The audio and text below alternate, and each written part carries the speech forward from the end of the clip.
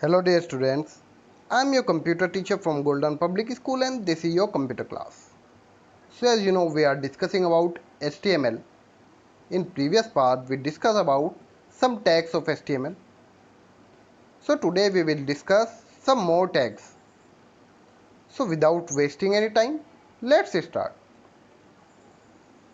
So as you can see, these are the same tags which we used in our previous video.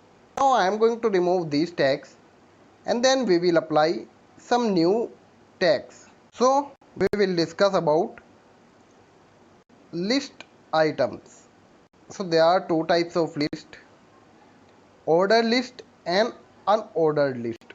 Now what is the meaning of ordered list? So दो type की list हमारे पास होती है, first one ordered list और second होती है unordered list.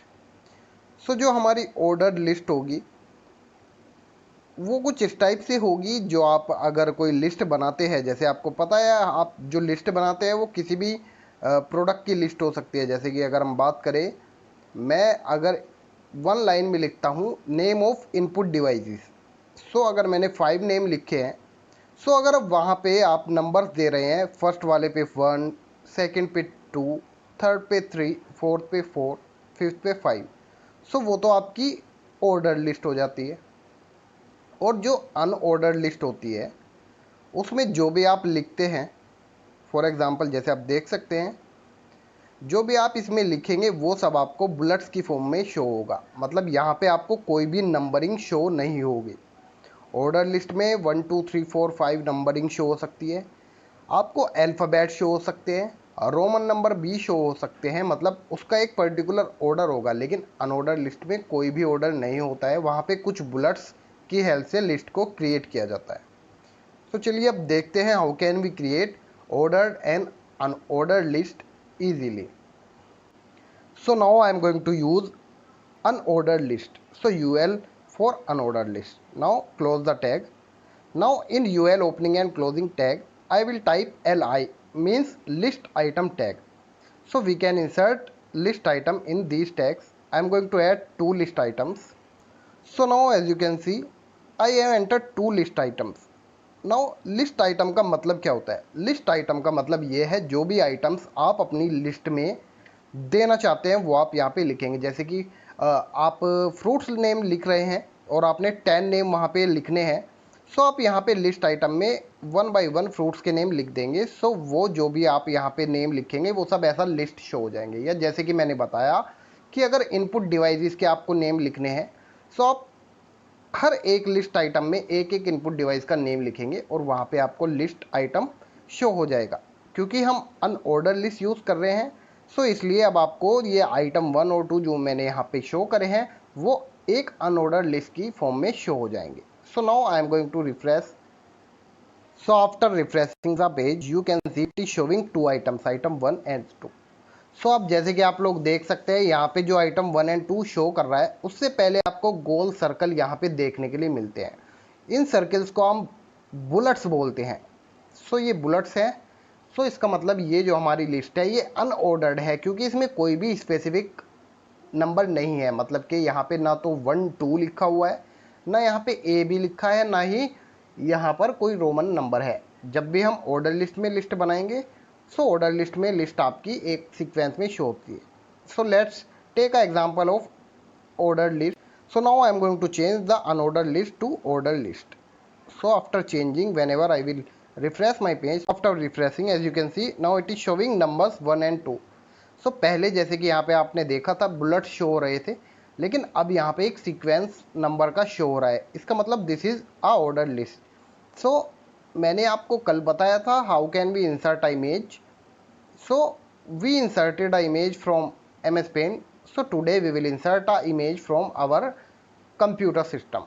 So to insert a image, now I am going to use the same tag. So you can see we have a image in image folder by the name of piano.jpg.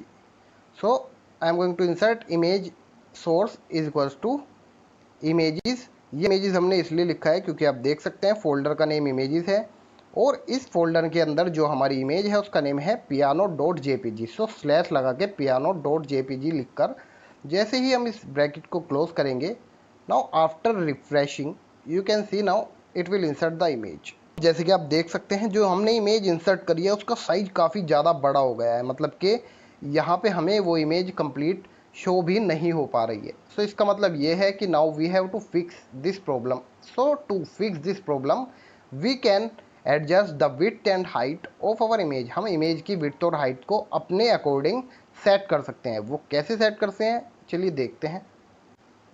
So to set the width or height, we have to simply type width equals to, you can type any number. I'm going to type 200. So whenever I will type 200, so after refreshing this page, you can see it is showing the picture in a small size. So I can change the height also. So let's change the height of this image. So you will see the difference. So height equals to 500. So as you can see अब हमने image के जो है height को increase कर दिया है। सो हम इस तरीके से अपने जो है इमेज को एडजस्ट कर सकते हैं अपनी नीड के अकॉर्डिंग। सो जैसे आपको पता है हम जब भी HTML का यूज़ करते हैं डिफरेंट टैग्स का हमें यूज़ करना होता है। अगर आपने पहली वीडियोस देखी होगी सो आपको टैग्स का यूज़ करना आता होगा। सो यहाँ पर जो टेबल इंसर्ट करने के लिए मेन चीज़ है this is table tag. So आप यहाँ पे देख सकते हैं, यहाँ पे टेबल टैग आपको देखने के लिए मिल जाते हैं। सो एक तो ये टेबल टैग हो गया और ये आपका टेबल टैग हो गया। सो जिस भी टैग को ओपन करते हैं उसको क्लोज जैसे कि हम करते हैं, तो मैंने यहाँ पे टेबल टैग को ओपन करा हुआ है और यहाँ पे इसको क्लोज कर दिया है। अभी उसके बाद जो सेकंड हमारा यहाँ पर आपको टैग देखने के लिए मिलेगा, this is your TH means table heading tag. So आप देख सकते हैं ये टेबल हेडिंग टैग का यूज़ हेडिंग्स देने के लिए किया जाता है। सो इसका मतलब ये है पहले हम टेबल टैग का यूज़ करेंगे और उसके अंदर अगर हमें टेबल्स का कोई हेडिंग देना है तो हम TH यानी कि टेबल हेडिंग टैग का वहाँ पर यूज़ करेंगे। टेबल हेडिंग टैग में हम जो भी हेडिंग देना है उसको सिंपली लिख देना होता है। जैसे कि फर्स्ट हेडिंग में मैंने नेम, सेकंड में रोल नंबर एंड थर्ड में रिज़ल्ट यहाँ पर लिखा है। So now you can see it is showing name, roll number and result at the lower right corner। सो यहाँ पे आप देख सकते हैं नीचे नेम, रोल नंबर और रिज़ल्ट यहाँ पे आपको एज अ हेडिंग शो हो रहा है। सो मतलब कि हम जब भी कोडिंग करेंगे नोटपैड में तो इस टाइप से हमें यहाँ पे कोडिंग करनी होगी, लेकिन हमें जो आउटपुट मिलेगा वो इस टाइप से देखने के लिए मिलेगा। उसके बाद आता है TR। As you can see TR opening and TR closing tag। So TR tag basically stands for table row. मतलब एक जो हम टेबल क्रिएट करते हैं उसमें जितनी भी हमें रोज देनी है, मतलब आपको अगर 20 डेटा वहाँ पर फिल करना है सो आप 20 टाइम्स टेबल रो का यूज़ कर सकते हैं। सो इस टाइप से हम टेबल रो वहाँ पे देते हैं। Now you can see in between table row tags, table row tag आप देख सकते हैं ये है, इनके बीच में आपको यहाँ पर कुछ एंट्रीज देखने के लिए मिल जाती है जैसे कि राहुल 101 एंड पास। सो ये जो एंट्रीज है इनको भी हमने टैग्स के मिडिल में लिखा है। जैसे आप देख सकते हैं TD opening and TD closing, TD opening and TD closing, TD opening and TD closing. मतलब कि जब भी हेडिंग देंगे सो TH टैग का यूज़ करेंगे, जितने भी हेडिंग देने होंगे उतने टाइम TH टैग का यूज़ किया जाएगा। उसके बाद TR टैग का यूज़ करके उन हेडिंग्स के अंदर जो भी डेटा हमें फिल करना होगा, जितने टाइम हमने हेडिंग दिए हैं उतने ही टाइम्स हमें TD टैग का भी यूज़ करना होगा। जैसे हमने 3 यहाँ पर हेडिंग दिए हैं सो 3 बार ही हमें टेबल डेटा टैग का यूज़ करना होगा।